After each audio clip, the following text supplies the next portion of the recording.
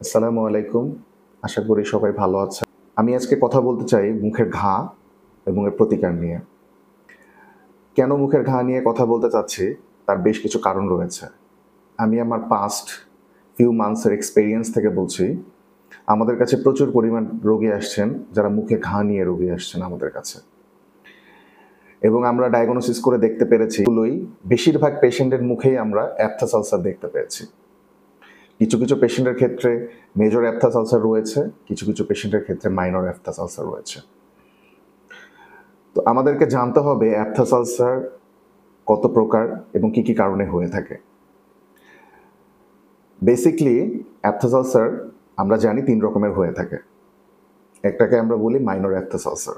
Minor aphthous ulcer মূলত less than 1 centimetre, একটু ছোট ছোট গোলাকার আকৃতি হয়ে থাকে, ঠিক এরকম।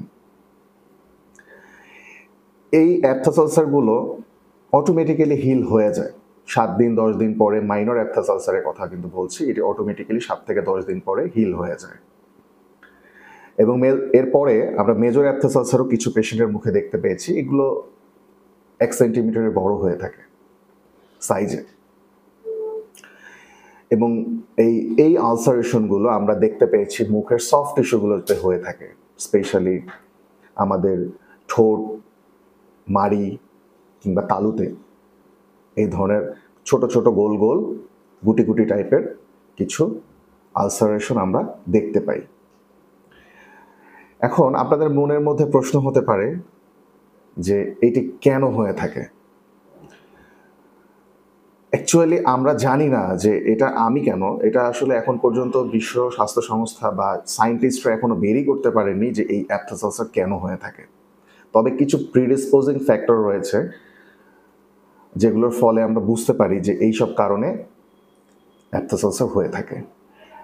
তার মধ্যে one of the major causes আমরা যদি বলতে পারি, যদি কোনো পেশেন্ট স্ট্রেসে অনেক বেশি থাকেন, কোনো পেশেন্ট যদি স্ট্রেসে থাকেন, মানসিকভাবে সে বিষণ্ণ হয়ে আছে, তার ঘুম হচ্ছে না ঠিক মতো, সে রাত্রি যাপন করছে, এবং কিছু যদি হরমোনাল, আমরা অনেকের ক্ষেত্রেই যে দেখতে পারি যাদের হরমোনাল চেঞ্জ হচ্ছে, তাদের হয়ে থাকে।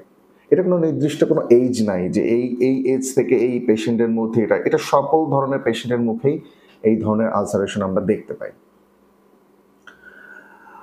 এবং আরেকটি টাইপ রয়েছে যেটাকে আমরা হারপেটিক টাইপ বলি। It's a kind of viral infection, herpetic simplex type হয়ে থাকে। তো আমরা যেটা দেখতে পেয়েছি পেশেন্টের মেজর এবং মাইনর অ্যাপথাস আলসারগুলো, এগুলোকে আমরা ট্রিট করেছি, ইনশাল্লাহ সবাই সুস্থ হয়ে গিয়েছেন। এই অ্যাপথাস আলসারেশনটা একটু অ্যাসিডিক টাইপের হয়ে থাকে, খেতে গেলে খুব কষ্ট হয়, মুখে জ্বালা পোড়া করে। রোগীরা বলছেন যে তাদের খেতে কষ্ট হয়, স্পেশালি খাওয়ার সময় খুবই কষ্ট হয়, এটি যন্ত্রণাদায়ক। মুখে খাবার দিলে তাদের ঝাল লাগে। তো আমরা পেশেন্টদেরকে মূলত বিভিন্নভাবে ট্রিট করে থাকি। আমরা কখনো স্টেরয়েড দিয়ে, অ্যান্টি ইনফ্ল্যামেটরি ড্রাগস আছে কিছু এনএসআইডি দিয়ে, কখনো কখনো আমরা অ্যান্টিবায়োটিকও দিয়ে থাকি। এবং আমরা পেশেন্টদেরকে বলে থাকি যে it will be self healing, এটা অটোমেটিক্যালি ঠিক হয়ে যায়। বাট সমস্যাটা হচ্ছে যে রোগীদের নিজেদের মাঝে আপনার সচেতনতার অভাব অনেক সময় আমরা পরিলক্ষিত করতে পারি, যার ফলে এটি রিকারেন্ট আকারে আবার ফিরে আসে। সো এই জন্য আমরা কিছু পদ্ধতি বলে দিতে পারি, ঘরোয়া পদ্ধতি বলে দিতে পারি, যার ফলে আপনি ইমিডিয়েটলি এটা থেকে রিলিজ পেতে পারেন। লাইক এটা যেহেতু একটু অ্যাসিডিক টাইপের হয়ে থাকে, তো আপনাকে অবশ্যই চেষ্টা করতে হবে অ্যালকালাইন জাতীয় কিছু এর উপরে অ্যাপ্লাই করার জন্য। আপনারা বেকিং সোডা ব্যবহার করতে পারেন। বেকিং সোডা গ্লাসে গুলিয়ে সেটা দিয়ে যদি কুলি করেন, সেক্ষেত্রে আপনি এটা থেকে নিরাময় পেতে পারেন।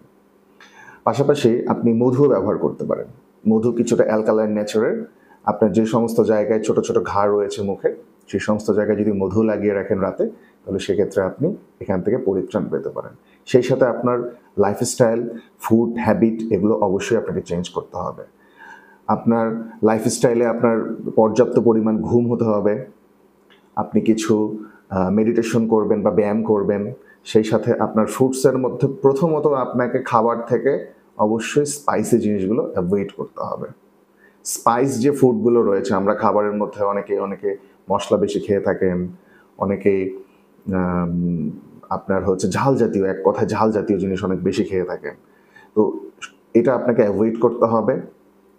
এবং সেই সাথে যদি আপনার পেটে যদি গ্যাস থাকে, এক্সেস গ্যাস থাকে, আমরা অনেকের দেখতে পাই যে গ্যাস্ট্রোএসোফেগাল রিফ্লাক্স ডিজিজ রয়েছে, তারা গ্যাসের ওষুধ খাচ্ছেন, বুক জ্বলাপোড়া করে। তো যখনই আপনি ঢেকুর দিবেন, এই অ্যাসিডটা কিন্তু পেটের থেকে আমাদের অনেক সময় মুখে চলে আসে, যার ফলে আমরা অনেক সময় পেশেন্টদেরকে ডেন্টাল ইরোশনও দেখতে পাই।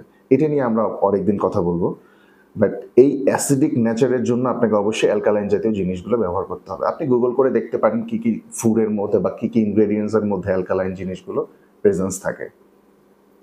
তো আশা করি সবাই স্বাস্থ্য সচেতন হবেন এবং মুখের ব্যাপারে যত্ন নেবেন, ওরাল হাইজিন মেনটেন করবেন।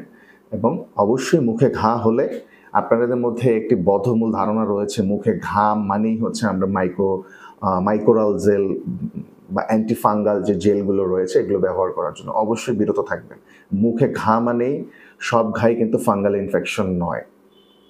কারণ অনেক সময় অনেকে মনে করে আমরা দেখতে পাই যে ওরাল ক্যান্ডিডিয়াসিস রয়েছে, but oral candidiasis and aphthous ulcer it's a different thing, and treatment will be treated by different way. So আপনাদেরকে অবশ্যই মুখে ঘা হলে একজন বিশেষজ্ঞ ডাক্তারকে দেখাতে হবে। অবশ্যই বিডিএস পাশকৃত একজন ডেন্টাল সার্জনের কাছে আপনারা শরণাপন্ন হবেন, সঠিক দিক নির্দেশনা পাবেন ইনশাআল্লাহ। সবাই সুস্থ থাকবেন, ভালো করবেন। আসসালামু আলাইকুম।